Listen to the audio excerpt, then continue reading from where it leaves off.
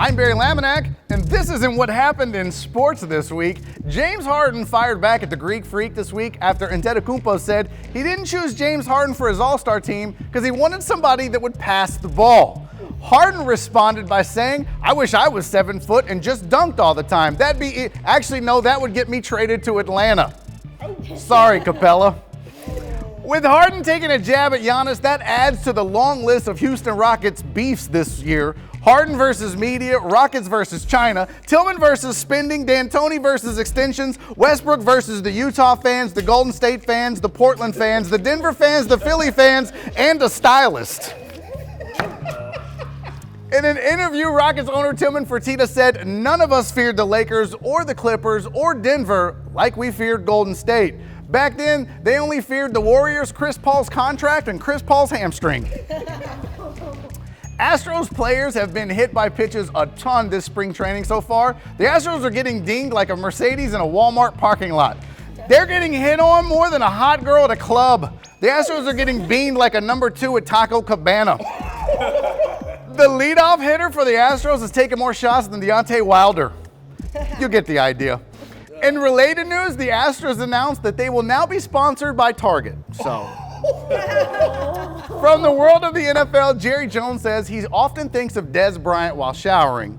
I don't even want to know what he thinks about when he goes number 2.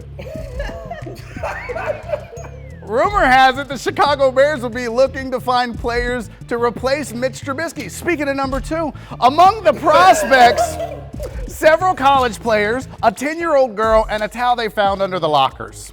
Tony Romo's new contract will be worth more than $100 million. Jerry Jones says, "I think about Romo in bed a lot." In other sports news, Maria Sharapova has announced she is retiring, telling her fans, "Retirement is the only thing I can beat Serena to. I'm better at quitting than she is." A Romanian soccer coach said his team is in a slump because players are having too much sex with their girlfriends. Man, soccer is really serious about that no hands rule, aren't they? Chinese Olympic swimmer Sun Yang, shut up, Jerome. Sun Yang received an 8-year ban for violating the doping policy. Yang denies violating the policy, says it was completely consensual. It's gonna take y'all a minute to get that one, I think. Heather Fitch became the first girl to win a boys' state wrestling championship this week, and judging by the picture, you can tell those dudes are really excited about being a part of history. And finally, projected number 1 pick Joe Burrow reportedly has the smallest hands of any first rounder since 2008. To put that in perspective, last year's number 1 pick Kyler Murray is only slightly taller than Burrow's hands. Burrow dismissed the whole thing, saying he's just looking forward to crossing that stage and shaking the commissioner's finger at the draft. I'm Barry Laminack. That's a big-ass guitar. How do you tune that? That's not what happened in sports this week.